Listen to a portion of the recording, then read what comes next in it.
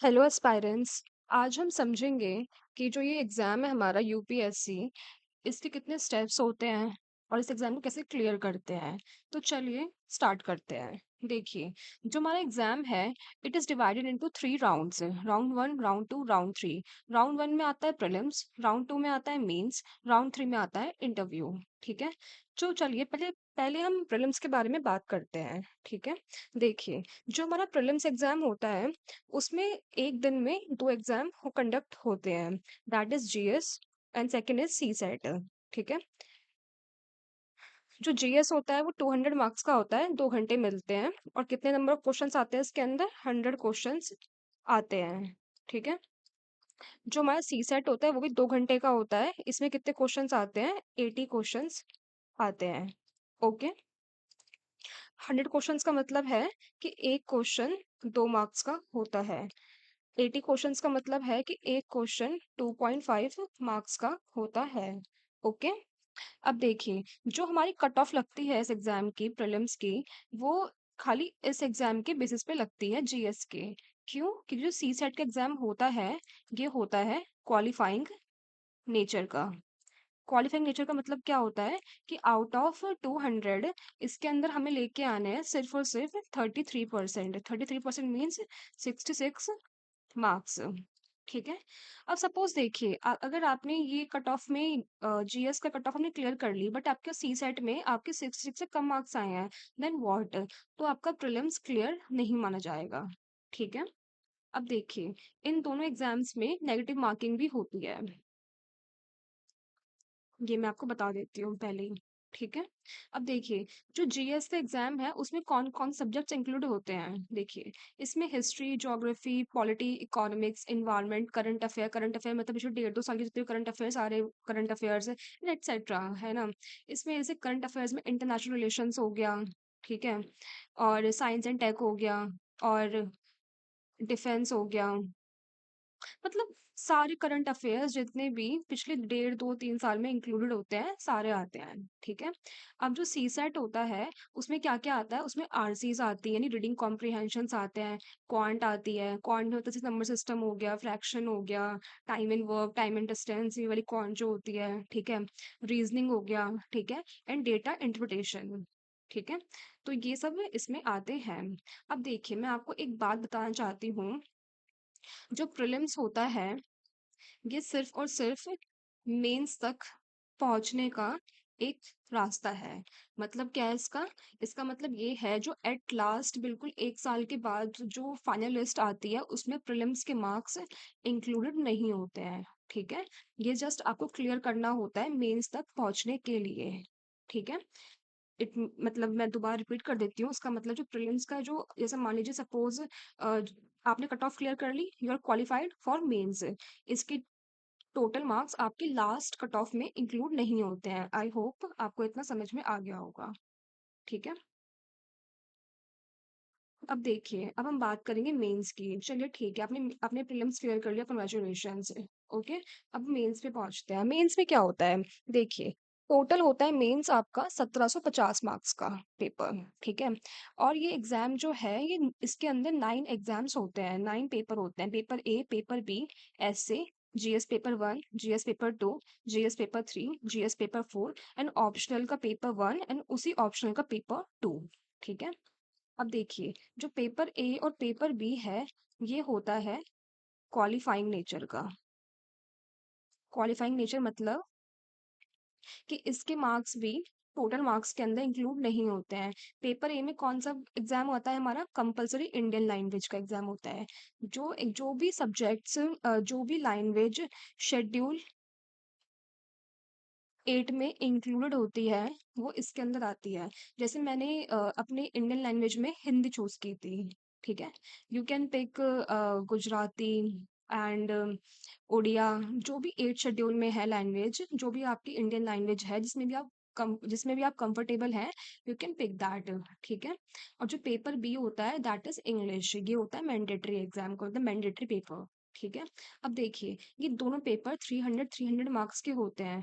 अब मैंने आपको पहले बताया था क्वालिफाइंग नेचर क्या है। इसका मतलब क्या होता है क्वालिफाइंग नेचर का?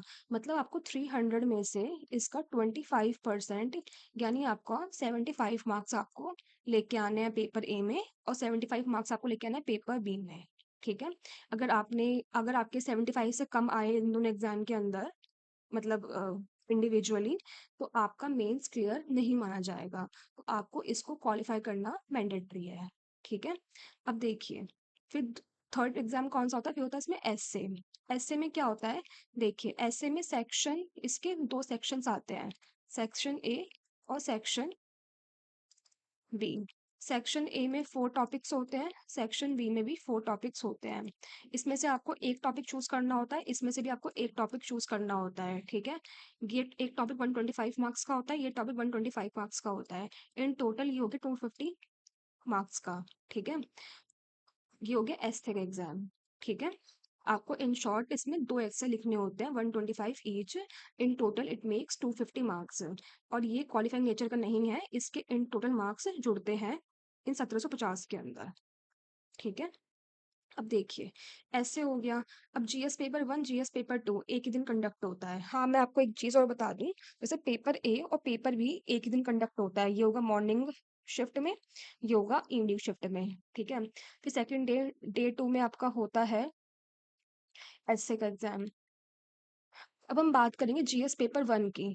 जीएस पेपर 1 में कौन कौन से सब्जेक्ट्स आते हैं? जैसे हिस्ट्री आ गया। ठीक है? ज्योग्राफी आ जाता है इसके अंदर, सोसाइटी आता है।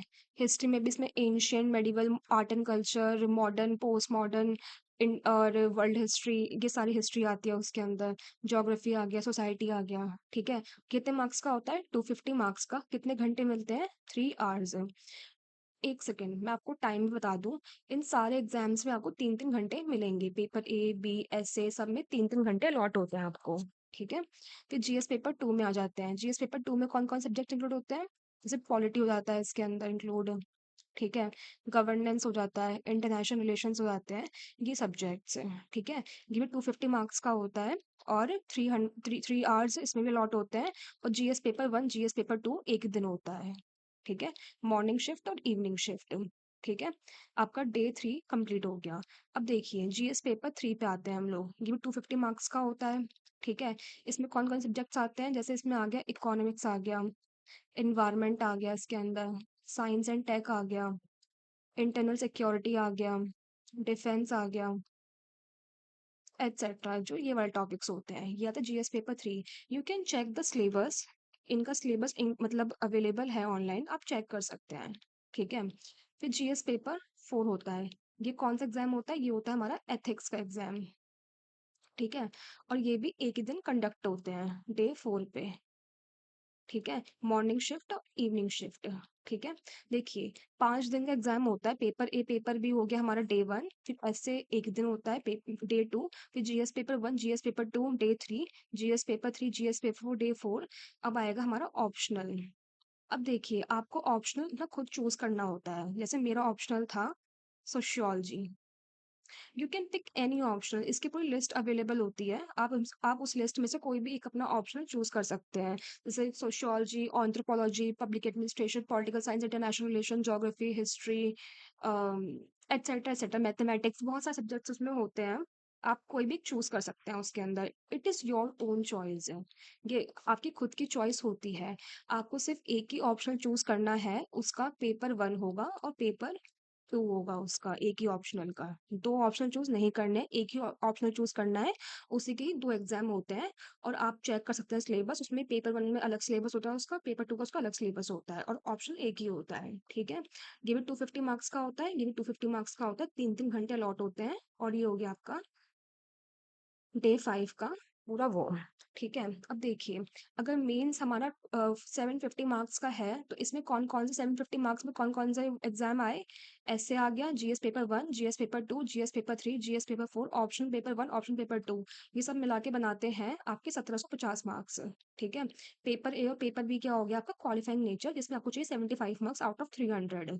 That's it. सपोज एक बात बताइए कि आपने ये 1750 में पूरा मतलब ये एग्जाम क्लियर कर लिया, बट आपका पेपर है या पेपर बी में से किसी एक पेपर के अंदर 75 से कम मार्क्स आ गए, देन व्हाट? देन फिर आपका मेंस क्लियर नहीं माना जाएगा। अगर इफ आई एम सेइंग ना कि कोई पर्टिकुलर एग्जाम क्वालिफाइंग नेचर का है, इट मीन्स कि आपको उसके मिनिमम मार्क्स क्वालिफाई करने पड़ेंगे, जैसे चाहे वो सी सेट का पेपर हो, चाहे वो पेपर ए पेपर बी हो, कुछ भी हो। ठीक है। अब चलिए देखें, आपने सपोज मेंस भी क्लियर कर लिया, अब आप पहुंचेंगे इंटरव्यू तक। इंटरव्यू कितने मार्क्स का होता है? इंटरव्यू होता है आपका 275 मार्क्स का। ठीक है। फिर इंटरव्यू के अराउंड 2 से 5 दिन के अंदर आपका होता है मेडिकल टेस्ट। ठीक है। मेडिकल टेस्ट की प्लेस सब कुछ आपको यूपीएससी बताता है, मतलब मेल के थ्रू जैसे बताता होगा। ठीक है। तो इसके बाद ये हो जाता है फिर, लेकिन जो मेन स्टेप है जो हम बात करेंगे दैट इज इंटरव्यू। ठीक है। फिर आपका इंटरव्यू हो गया। अब देखिए, जब आपका इंटरव्यू भी हो गया, फिर आती है आपकी फाइनल लिस्ट, बिल्कुल लास्ट में। तो उस फाइनल लिस्ट में किस किस चीज़ के मार्क्स इंक्लूड होते हैं, किस बेसिस पे बनती है फाइनल लिस्ट? 1750 आपके मेंस के मार्क्स होते हैं। ठीक है। 275 आपके होते हैं इंटरव्यू के। तो इन टोटल मार्क्स कितने होते हैं? 225। मेंस में मैंने आपको बता दिया था, एस से आता है इसके अंदर GS paper 1, GS paper 2, GS paper 3, GS paper 4, optional का पेपर 1, ऑप्शनल का पेपर 2। ये 7 सब्जेक्ट और फिर इंटरव्यू, ये सब मिला के आपके बनाते हैं टोटल मार्क्स और the final list. I hope I am clear, आपको पूरा समझ में आ गया होगा प्रोसीजर क्या होता है इस एग्जाम को क्लियर करने का। और हाँ, मैंने आपको ये बात बता दी थी कि जो प्रीलिम्स के जो मार्क्स हैं, ये 100 क्वेश्चन जो भी ये जीएस और सी सेट है, ये क्या बोलते हैं फाइनल लिस्ट में इसके मार्क्स नहीं जोड़ते हैं, ये सिर्फ और सिर्फ मेंस तक पहुंचने का एक ब्रिज है, दैट्स इट। ठीक है। And thank you so much. इस वीडियो को शेयर कीजिए, लाइक कीजिए एंड कमेंट कीजिए अगर अगर आपको कोई भी डाउट है तो। ठीक है।